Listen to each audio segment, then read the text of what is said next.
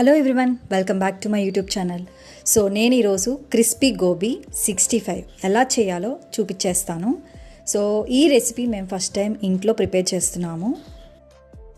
Crispy gobi 65. So ఇది prepare చేయడానికి main reason మా హస్బెండ్ అండి. సో మా హస్బెండ్ వాళ్ళ ఆఫీస్లో పాట్లాక్ ఉంది. సో దానికోసం మేము ఇది ప్రిపేర్ చేస్తున్నాము. సో ప్రాసెస్లోకి వెళ్ళిపోదాము. ఫస్ట్ అయితే కాలీఫ్లవర్ని బాగా వాష్ చేయాలి. సో కాలీఫ్లవర్ని బాయిల్ కూడా చేసుకోవాలండి.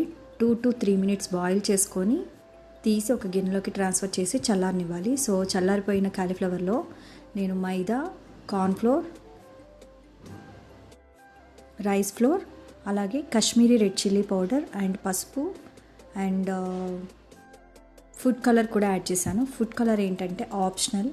సో ఇది మీరు ఇష్టపడి వేసుకోవాలనుకుంటే వేసుకోవచ్చు. బికాజ్ నేను రెస్టారెంట్ స్టైల్ చేసుకున్నాను కాబట్టి నేను ఫుడ్ కలర్ని కొంచెం యాడ్ చేస్తున్నాను. బికాస్ చూడడానికి కలర్ బాగుంటుందని. సో తర్వాత గరం మసాలా, అలాగే ధనియా పౌడర్ అండ్ దాంతోపాటు అల్లం వెల్లుల్లి పేస్ట్ అండ్ అలాగే కొంచెం టేస్ట్కి తగ్గట్టుగా సాల్ట్, ఇవన్నీ యాడ్ చేసుకొని బాగా మిక్స్ చేసుకోవాలి. సో చూస్తున్నారు కదా, ఈ కన్సిస్టెన్సీలోకి రావాలి. లైక్ మనము పకోడీ వేసుకుంటాం కదా. సో చూస్తున్నారు కదా, ఒక కడాయి పెట్టేసుకొని కడాయి హీట్ అయిన తర్వాత ఆయిల్ కూడా మీడియం ఫ్లేమ్లో పెట్టుకొని హీట్ చేసుకోవాలి. సో చూస్తున్నారు కదా, సో ఇలాగ పకోడీలాగా వేసేసి మనము ఫ్రై చేసుకోవడమే. సో చాలా బాగా వచ్చాయన్నమాట. ఫస్ట్ టైం ఇంట్లో ప్రిపేర్ చేసాము.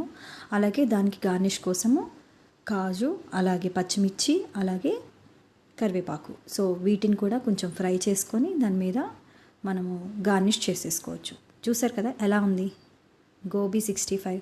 సో ఇదైతే చాలా బాగా వచ్చింది. మేము ఫస్ట్ టైం ఇంట్లో ప్రిపేర్ చేసాము. బట్ అసలు ఇలా వస్తుందని అనుకోలేదు. టేస్ట్ కూడా సూపర్గా ఉంది. అండ్ రెస్టారెంట్లో మనకి ఎలా అయితే కనిపిస్తుందో కలర్, సో అదే కలర్లో వచ్చింది. బాగుందా? బాగుంటే subscribe. Hello everyone, welcome back to my